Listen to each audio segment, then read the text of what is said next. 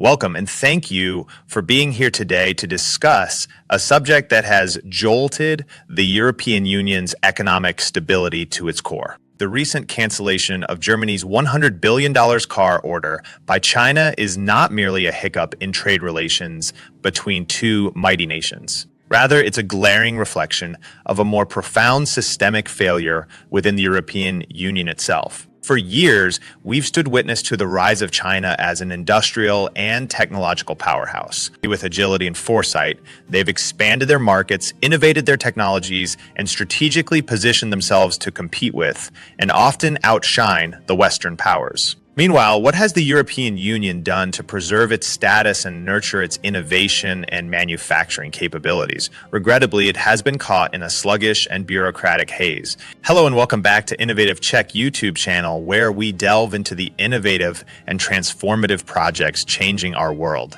If you're new to the channel and enjoy learning about innovation stories around the world, you've come to the right place. Please subscribe, like, and comment to help boost our videos on YouTube.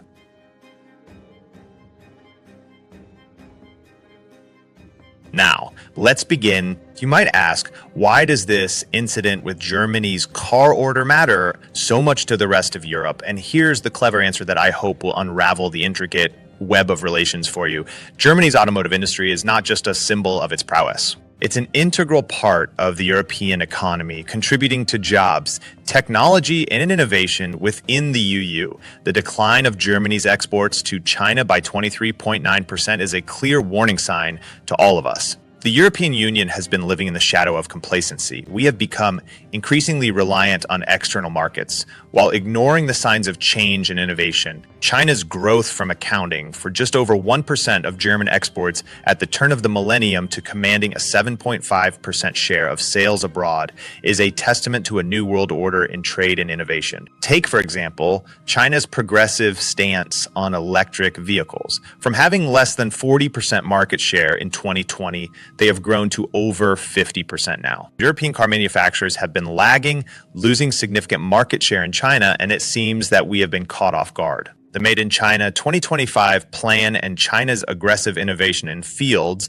like electric cars, high-speed trains, and 5G communications serve as examples of a nation that is committed to growth and self-reliance. Meanwhile, the European Union's policies have often been reactive, defensive, and short-sighted. The echoes of dissatisfaction resonate not only within Germany, but within other Western nations whose aviation, automotive, and technological sectors are feeling the pinch. And here's where we must pause and ask ourselves, why has the UA failed to anticipate these changes? And what can we do to ensure that we don't fall behind in this rapidly evolving global landscape? I find it pertinent to mention the experience of Oliver Betts, who produced sensors for Chinese engine makers from Munich. His sales to China have collapsed, falling by 3/4.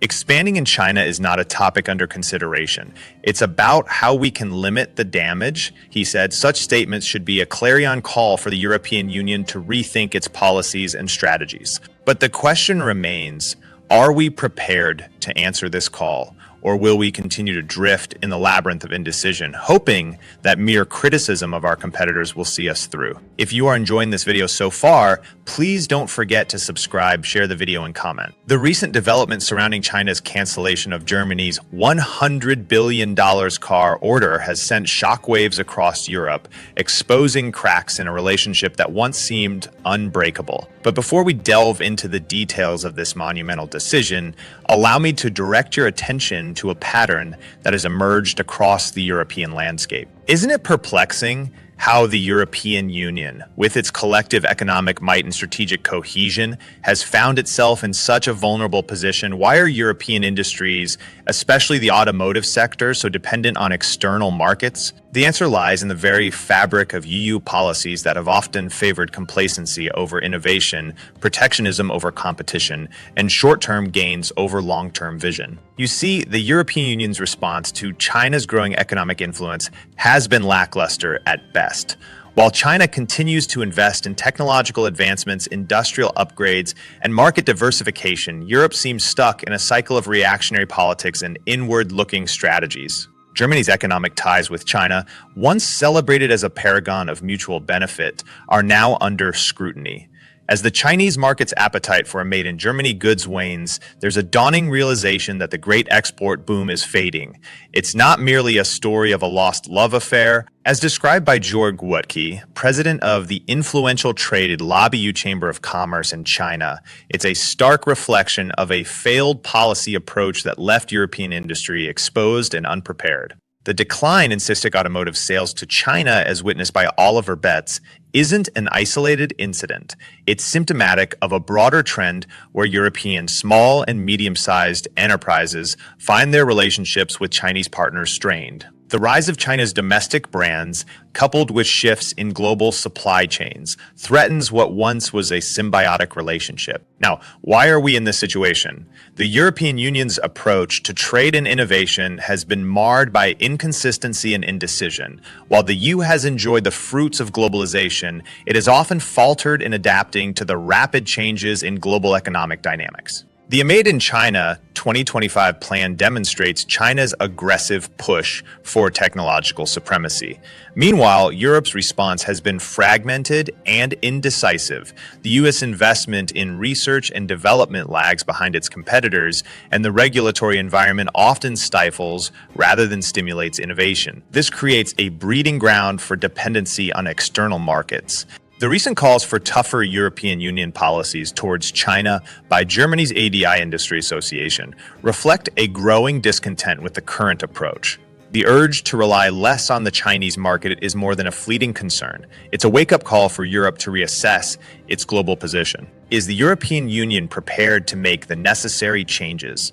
Can it transform itself from a passive observer to an active player in the global arena? The question looms large, and the answer remains uncertain. But let's not despair. Europe's potential remains immense. The strength of the European Union lies in its collective intelligence, shared values, and collaborative spirit, but it requires a renewed focus on fostering innovation, enhancing competitiveness, and redefining its relationship with emerging global powers. It's time for Europe to take charge of its destiny, to embrace change rather than fear it, and to align its policies with the realities of a rapidly evolving global landscape. The cancellation of Germany's car order with China is not merely a business dispute. It's a signal for Europe to wake up, reassess, and reinvent. In the face of adversity, Europe must not panic, but rather seize the opportunity to redefine its path. The European Union's future depends not only on how it reacts to China, but how it evolves as a leader on the world stage. The journey ahead is challenging, but it's a journey that Europe must undertake with determination, vision, and resilience. The world